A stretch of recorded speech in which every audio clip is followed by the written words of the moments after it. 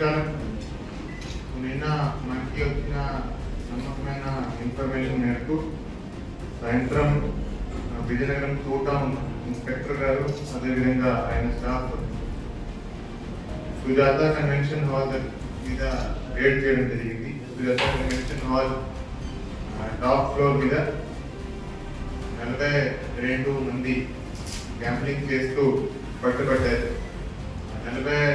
42 మంది దగ్గర 17,34,190 rupees cash చేయడం జరిగింది. ఈ 17,34,000 క్యాష్ తో పాటు 49 cell phones, 2 cars, 2 motor cycles కూడా సీజ్ చేయడం జరిగింది. వాళ్ళందరూ మన విజయనగరం జిల్లా అదేవిధంగా మన చుట్టుపక్కల జిల్లాల నుంచి వచ్చి ఇక్కడ గ్యాంబ్లింగ్ చేస్తున్నారు. ఈ గ్యాంబ్లింగ్ ఆర్గనైజర్ కాకర్లపూడి కృష్ణమూర్తి రాజు, పూసపాటి రేగా మండలం సంబంధించే అతన్ని కూడా ఈ కేసులో అరెస్ట్ చేయడం జరిగింది.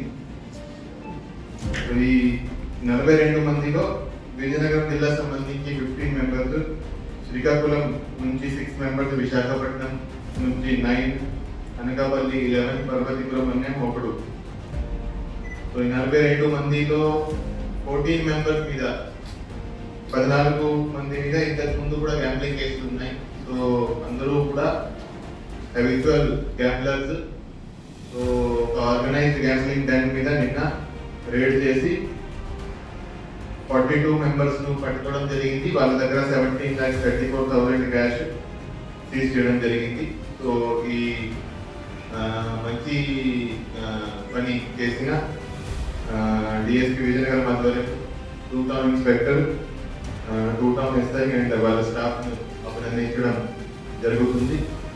సో విజయనగరం జిల్లాలో ఎక్కడ కూడా ఆర్గనైజ్ గ్యాంబ్లింగ్ ఎప్పుడైనా ఆర్గనైజ్ చేస్తే వాళ్ళకి ఖచ్చితంగా కఠినమైన చర్యలు ఉంటాయి. ఎక్కడా కూడా ఆర్గనైజ్డ్ గ్యాంబ్లింగ్ ఎక్కడా కూడా జరగకూడదు. ఎవరి ప్రెమిసెస్ వాళ్ళు యూజ్ చేస్తున్నారో వాళ్ళ మీద కూడా మేము చర్యలు తీసుకుంటాము, వాళ్ళ మీద కూడా యాక్షన్ తీసుకుంటాము. ఈ కేసులో సుజాత కన్వెన్షన్ హాల్ వాళ్ళు కూడా ఈ రూమ్ రేట్ మీద ఇవ్వడం జరిగింది.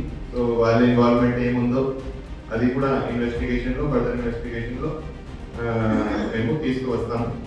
సో విజయనగరం జిల్లాలో ఎక్కడ కూడా గ్యాంబ్లింగ్ జరిగే వీలు లేదు. అది అందరికీ ఈ ద్వారా తెలియజేస్తున్నాం. Thank you.